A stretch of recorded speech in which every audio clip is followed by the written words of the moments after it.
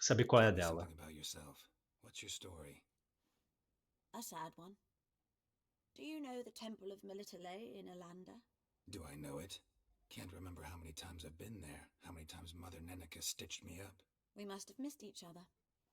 I started to become a healer under Mother Nenica. I was but 18 when they took me in, an age at which teachings interest one far less than love. There was a boy, Goslav. He'd bare his chest to work. The novices couldn't keep their eyes off him, tripped over their own feet, dropped things. I left the temple for him. Ô, We louco. passed a lovely summer together, and then he left. Ah, Neneke refused to take me back. My puxa. parents uttered not a word. Gave me a travel cloak and a small coin pouch. I struggled long to find a place where I'd feel safe, needed, until I finally arrived here. End of story. É uma história que pega bastante. É bem complicado mesmo. O que acontece?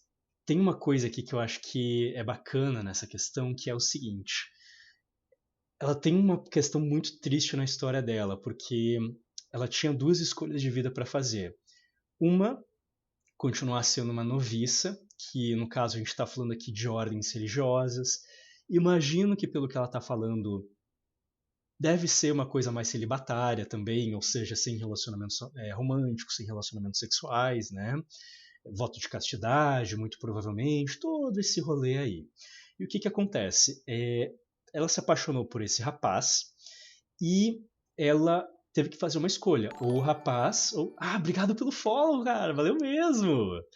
Mas então, ela teve que fazer uma escolha, né, entre o rapaz ou a vida que ela estava construindo para ela de estudos dentro de uma ordem, não sei se dizer monástica, vamos dizer assim, né, religiosa. Então, ela tinha a escolha A ou a escolha B. E ela escolheu B. Né? Ela escolheu ficar com o rapaz e um ano depois o rapaz abandonou ela.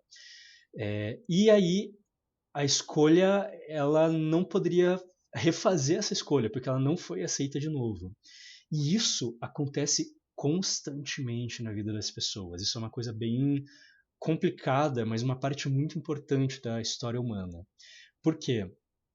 Por um lado, quando a gente está tentando fazer escolhas de vida e construir, vamos dizer assim, a nossa realidade, o nosso projeto de vida, né, o nosso futuro, e nós colocamos muitas fichas em coisas que são arriscadas, isso pode ser algo delicado. Isso pode colocar a gente numa posição bem delicada mesmo. Eu vou dar dois exemplos. Um exemplo é o óbvio, que foi o exemplo que foi trazido aqui pela história dessa moça, mulher, não estou conseguindo muito descobrir aqui uma idade para ela. A primeira é essa questão de quando a gente coloca muito o nosso futuro baseado em principalmente uma pessoa. Pessoas podem mudar de ideia, pessoas mudam com o tempo, pessoas se auto-atualizam através de novas experiências. E se a gente joga todas as fichas de uma pessoa, às vezes nada de errado, por exemplo, numa relação romântica, né? Nada de errado aconteceu na relação e tudo mais, mas um meio que pode ter outgrown the other, vamos dizer assim, né? Crescer para além, transcender da relação ou algo assim. E isso é uma coisa que pode acontecer e a pessoa pode te deixar na mão. Né? Às vezes ninguém estava errado ali, mas foi quase que uma fatalidade da vida. Né? Aconteceu, as pessoas se afastaram e uma pessoa fica, vamos dizer assim, com a mão abanando, né? Assim, sem nada. Um outro exemplo tem determinadas coisas que a gente tenta na vida, como por exemplo, vestibular. Você pode estudar muito para passar no vestibular, mas você não controla completamente o resultado daquilo. Você pode passar anos estudando para um vestibular ali bem difícil e você dá azar de, sabe, ter sempre gente um pouco que estudou mais, ou aquele ano veio mais pessoas tentar aquele vestibular, né? Se você está tentando uma vaga de emprego, até certo ponto você não consegue controlar isso. ok? Porque você pode se preparar muito bem, você pode ter um ótimo currículo para uma vaga de emprego, mas por muito azar pode chegar uma pessoa muito melhor que você, uma única pessoa, e pegar aquela vaga. Isso aconteceu comigo quando eu estava na faculdade, num período que eu estava tentando pegar algum emprego, porque eu estava precisando bastante na época. E eu lembro que eu tentei trabalhar na Imaginarium como vendedor. É uma loja de presentes assim fofinhos e caros pra caramba para casal, principalmente. E eu lembro que tinha 2 vagas. Eu e algumas outras pessoas, acho que foram 8 ou 10 pessoas, foram chamadas para tentar fazer uma entrevista. Na verdade, era uma dinâmica em grupo, já era uma fase para além.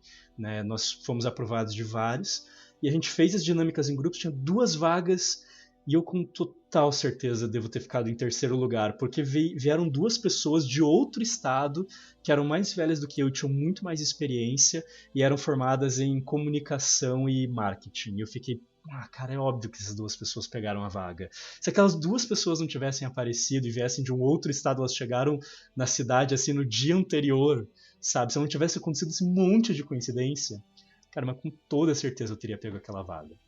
E aí a gente tem uma discussão muito importante que é locus de controle. No caso, na verdade, loci de controle, né? O plural, uma coisa que termina em S no latim, você troca por I, né? Mas o locus de controle, a gente tem o locus de controle interno e o locus de controle externo nas decisões que a gente faz na nossa vida.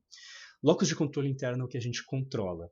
O quanto que a gente estudou para o vestibular, o quanto que a gente se preparou para uma vaga, o quanto que a gente investiu na manutenção de um relacionamento romântico. Já um locus de controle externo é algo que influencia no resultado daquele nosso empreendimento, daquilo que a gente está fazendo, mas a gente não tem controle sobre aquilo. Se cancelaram o vestibular em cima da hora, se eu estava com dor de barriga na hora da apresentação, ou se o meu parceiro me deixa, por exemplo, e não tinha nada que eu poderia ter feito para ele deixar. Foi uma escolha completamente dele, relacionada à vida dele, né? E aí a gente tem que ter muito cuidado, porque boa parte das nossas escolhas de vida e das coisas que a gente tenta vão em alguma medida ter um locus de controle mais interno e um locus de controle externo, ambos influenciando no resultado. Quando a gente coloca muitas fichas em coisas que têm um locus de controle muito externo, como por exemplo, virar sua vida de ponta cabeça, como no caso dessa moça, para uma coisa que depende muito de outra pessoa também para dar certo, sabe? Não depende tão fortemente do seu investimento. Claro, depende também, mas não totalmente, muito longe disso. Você começa a correr riscos muito grandes e pode acontecer isso que aconteceu com ela. E aí podem me perguntar, Arthur, é burrice então isso, né? Não. Aí que é o foda de tudo, né? Tipo, a gente tem que ter cuidado, a gente tem que tomar decisões conscientes. E a gente pode acabar se ferrando muito com isso. Mas foi uma decisão consciente, se a gente sabe que deu o máximo e tudo mais, vai com toda certeza ser doloroso, como eu tenho certeza que foi para ela. Mas às vezes a gente pode não se arrepender. E eu amaria. O meu lado de psicólogo aqui tá gritando, assim, de ter uma pergunta, tipo, nossa, eu queria muito perguntar para ela, entender, assim, cara, como é que você lidou com isso? O que você fez depois, tá ligado? Porque ela deve ter achado uma solução criativa para lidar com tudo isso e ok, ela não podia mais voltar para aquela ordem ali que ela estava, naquela ordem religiosa, mas parece que ela virou uma herbalista autônoma, vamos dizer assim. Então ela reutilizou e recriou, reciclou, vamos dizer assim, esses conhecimentos e a história dela. Mas eu queria muito saber como ela lidou com esse negócio, ela ter mudado a vida para uma pessoa e não ter dado certo, não conseguiu voltar para onde estava. Então, nossa, eu amaria saber mais sobre isso. Mas enfim, foi uma ótima história aqui para a gente conversar um pouquinho sobre esse conceito, que é um conceito que eu adoro muito. Ah, e pessoal, eu acabei de me tocar que eu não dei uma partezinha muito importante da resposta que eu estava falando, né? Eu falei lá da pessoa que acaba sendo muito... coloca muitas fichas numa coisa que não depende completamente dela, e eu falei que não necessariamente é uma ideia ruim, porque a existência humana, ela é arriscada, ok? Eu sei que parece clichê falar coisas como, sei lá, quem não arrisca não petisca, né? A gente só tem que dosar bem. ok? A chave está no equilíbrio. Saber o quanto que você consegue aguentar caso muitas coisas deem errado. Então, se você não consegue tancar muita coisa dando errado ao mesmo tempo, cuidado com os riscos que você está tomando. Se você já está com uma vida bem estabelecida em vários sentidos, talvez tomar um risco grande aqui ou ali possa ser interessante. Mas se você já está tomando muito risco de uma vez só, se você está com uma vida muito desestruturada, talvez seja demais para você naquele momento. Então, tem muito mais a ver com o contexto, tem muito mais a ver com a tua capacidade naquele momento específico, não tua capacidade como um todo na vida inteira, mas naquele momento, o quanto de energia você tem para gastar, o quanto de gordura você tem para queimar com relação a isso. Então, tomar riscos pode ser interessante, mas a gente sempre tem que fazer esse cálculo, ok? Para saber se a gente não vai se ferrar demais e vai conseguir tancar essas coisas darem errado, porque nós, enquanto sociedade, paramos de pensar muito em plano B, em se as coisas estão dando errado, né, em fracasso. A gente foge do fracasso como, sei lá, uma bruxa foge do fogo aqui numa realidade como esses, né? Como essa. Mas a gente precisa pensar no fracasso, pensar em o que fazer caso as coisas deem errado. A gente precisa ter plano B. Né? Então, tá tudo bem. Riscos podem ser muito bons, porque riscos podem trazer coisas maravilhosas também na nossa vida. Tá? Era só isso que eu queria fazer um pequeno adendo aqui. Vamos lá.